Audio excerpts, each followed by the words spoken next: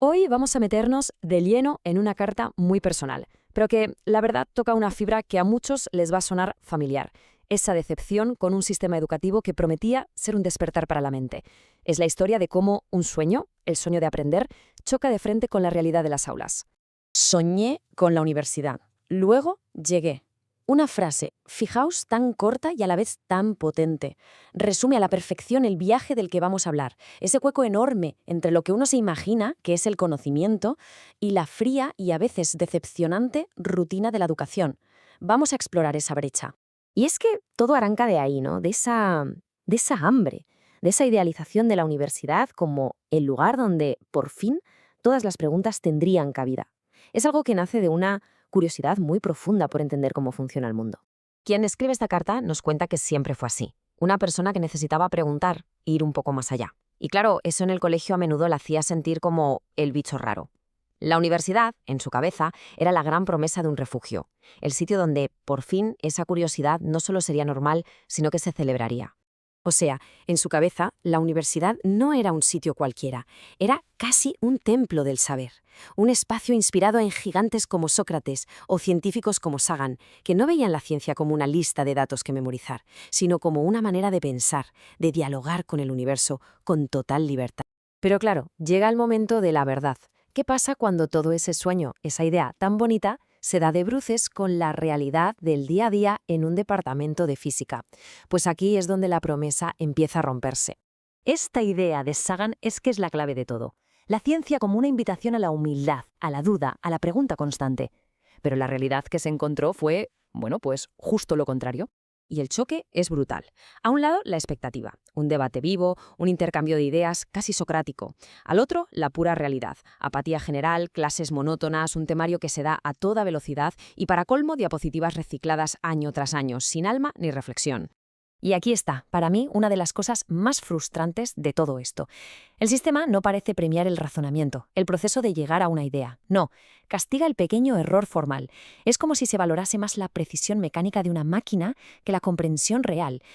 Y eso, claro, ahoga cualquier intento de aprendizaje de verdad. Pero ojo, porque esto no es solo la historia de una persona. Lo que estamos viendo es en realidad el síntoma de un problema mucho más grande, un problema de sistema. No es un caso aislado, es un patrón que poco a poco convierte la educación en un entrenamiento para la obediencia. La cita de Stanislao Zuleta lo clava, de verdad. El sistema parece diseñado para la obediencia y la velocidad. Pide silencio donde debería haber preguntas y exige rapidez donde debería haber tiempo para la reflexión. Te enseña a seguir las reglas, no a cuestionarlas. De hecho, hay un concepto que describe esto a la perfección, lo que el filósofo Paulo Freire llamó educación bancaria. Se trata a los estudiantes como si fueran cuentas corrientes vacías en las que el profesor deposita información. Su trabajo es memorizarla y repetirla. Cuestionar o crear no forma parte de la ecuación. Y si a esto le añadimos la capa de Michel Foucault, la cosa se pone más interesante. Él hablaba de cómo las propias estructuras de la institución, los horarios superrígidos, los exámenes constantes, las notas, acaban por asfixiar esa creatividad que se supone que deberían fomentar. El aula deja de ser un espacio de descubrimiento y se convierte básicamente en una oficina. Y esto se ve clarísimo, de una forma casi ilónica en el laboratorio. El lugar que debería ser el corazón del descubrimiento se convierte en una carrera contra el reloj, una cadena de montaje. Monta el equipo, sigue la receta al pie de la letra, apunta los datos con ansiedad y entrega el resultado que todo el mundo ya sabe que tiene que salir. Y aquí viene la pregunta clave. ¿Esto es hacer ciencia de verdad? ¿O es simplemente repetir una receta de cocina? La ciencia real, la que hace avanzar el mundo, se basa en el error, en la duda, en un resultado que no te esperas. Pero en estos laboratorios no hay espacio para pensar, para equivocarse, o lo más importante, para pararse a discutir por qué ha salido algo raro. Pero claro, todo este sistema, todo este fracaso, no es algo teórico, no es una idea abstracta. Tiene un coste humano, un coste muy real, profundo y doloroso en las personas que lo viven cada día. La propia autora lo confiesa. Hay días en los que, sinceramente, no deseo ni levantarme. Es que es durísimo.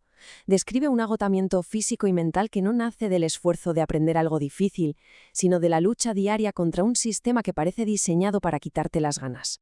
Y aquí viene lo más paradójico, y quizá lo más triste de todo. Este desgaste no viene de la falta de pasión, sino de todo lo contrario. Nace, como ella dice, de un amor profundo por el conocimiento, un amor que se siente traicionado por las mismas instituciones que se supone que deberían protegerlo. Al final, el resultado es Pues desolador, el sistema te procesa. Convierte un viaje que debía ser de descubrimiento en un simple acto de supervivencia. El objetivo ya no es comprender, es aprobar. Y poco a poco se va perdiendo la voz, el impulso, hasta que uno se siente como una máquina cansada. Pero esta carta no es solo una queja, ¿eh? No se queda ahí. De toda esta frustración, de hecho, nace una llamada a la acción, un desafío para que imaginemos y construyamos otras formas de enseñar y de aprender.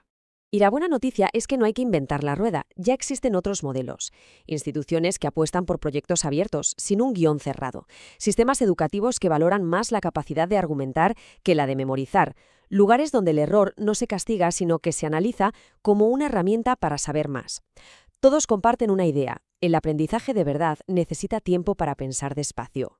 Y así llegamos al final, con la pregunta que lo resume todo, el desafío que lanza la autora. ¿Estamos formando personas capaces de pensar o simplemente máquinas que reproducen un sistema?